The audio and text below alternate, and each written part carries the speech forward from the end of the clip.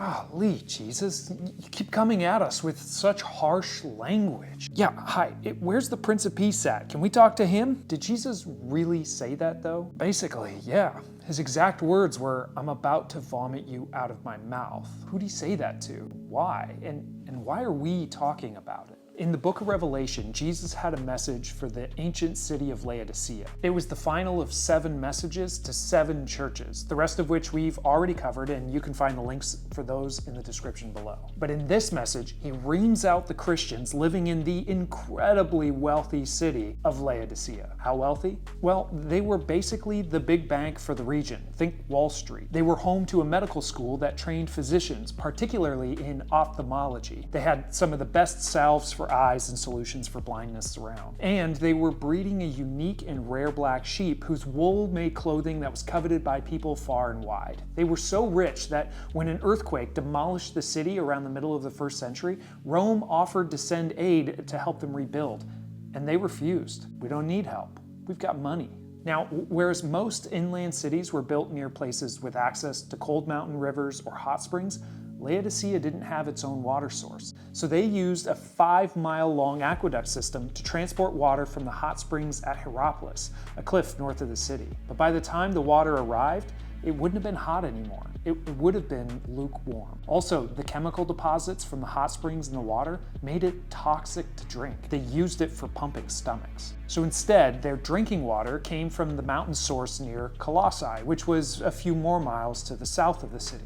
But that cold water, after traveling a few miles in the Turkish sun, also ended up lukewarm. And the trouble with lukewarm water is that it isn't good for anything. Cold water is refreshing. Hot water can be used for cleaning or therapeutics, but lukewarm water?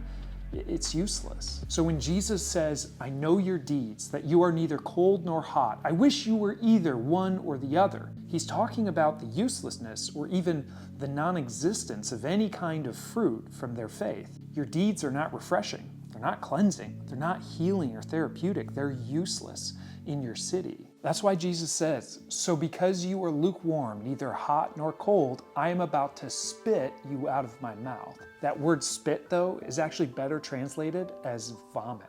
A lukewarm Christian isn't just a passionless one or a blasé person or somebody who's lackadaisical about prayer or going to church. It's a person whose faith is fruitless. They don't bring a therapeutic, refreshing, cleansing presence to their city. It's a person whose presence is pointless. And Jesus says, it makes me sick. So what's keeping these Christians lukewarm? What's keeping these people from being that presence in their city? Well, Jesus continues. You say, I am rich, I've acquired wealth and don't need a thing. But you don't realize that you are wretched, pitiful, poor, blind, and naked. Now, those observations are striking from Jesus. They hit right to the core markers of Laodicean success. The banking capital of the Lycus Valley is poor in Jesus' eyes. The best eye doctor producing medical school, the ophthalmology hub of the ancient world, is blind in Jesus' eyes. The fashion-forward destination is naked, according to Jesus. You know, when people say, oh, I'm so blessed, when talking about their material wealth or success, I mean, I've even said it, this passage makes me wonder, what if I'm not actually blessed? What if I don't have all this because I'm blessed by God, but it's actually because I'm blind to my own selfishness? I wish you were cold or hot. I wish you were refreshing or cleansing or healing, but because you're lukewarm, it's making me sick. It's interesting, Jesus, in all of the other messages we've covered so far, he always warns the churches that if they don't change their ways, something bad is going to happen. But in this one, he doesn't threaten them. And I mean, how could he, right? If you don't change your ways, you're going to continue being wealthy, well-dressed, and respected. It's tough to motivate people that way. So what does he do? Well, I think he motivates them with meaning and relationship. I counsel you to buy from me gold refined in fire so you can become rich, and white clothes to wear so you can cover your shameful nakedness, and salve to put on your eyes so that you can see. Now, he's obviously not talking about real gold or clothes or eye powder. This is more spiritual, right? Jesus has something to offer in relationship that will bring meaning and value to their lives. Those whom I love, I rebuke and discipline, so be earnest and repent. Here I am, I stand at the door and knock. If anyone hears my voice and opens the door, I will come in and eat with that person and they with me. Don't reject me the way you rejected the help of the Roman emperor. Open the door. Welcome me in, says Jesus. Now, often this is taught as you just need to open the door of your heart to Jesus. And that's all well and good, but that's not what this means. The door is not to your heart. It's not even to your house. It's a reference to the recurring theme throughout Jesus' teaching. He would talk about the kingdom of heaven this way, sometimes as a groom returning home to his house, hoping his bride will be waiting up for him, or a master returning back to the compound, expecting his servants to be waiting for him. It's not the door to your house. It's the door to his house. And when he enters, he expects you'll already be there, and that together you'll enjoy a celebratory meal together.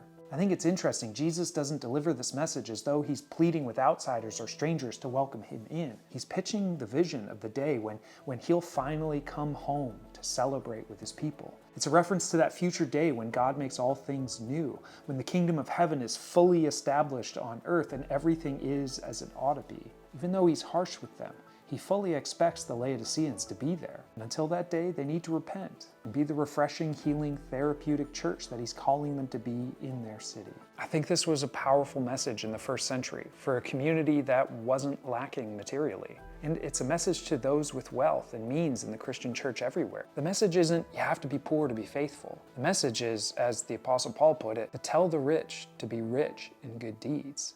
And I think this is where the message can carry over to those of us who are trying to follow Jesus today. It's easy to assume that if things are going well in our lives financially, that it's because God's blessing us, that it's somehow proof of our faithfulness. But that's not necessarily true.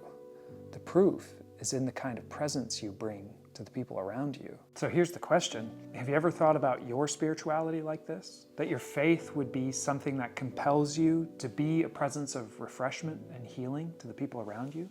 Have you ever experienced somebody else's faith like that in your life? I think that's the kind of thing that would truly bring a wealth of meaning. That's it for this one.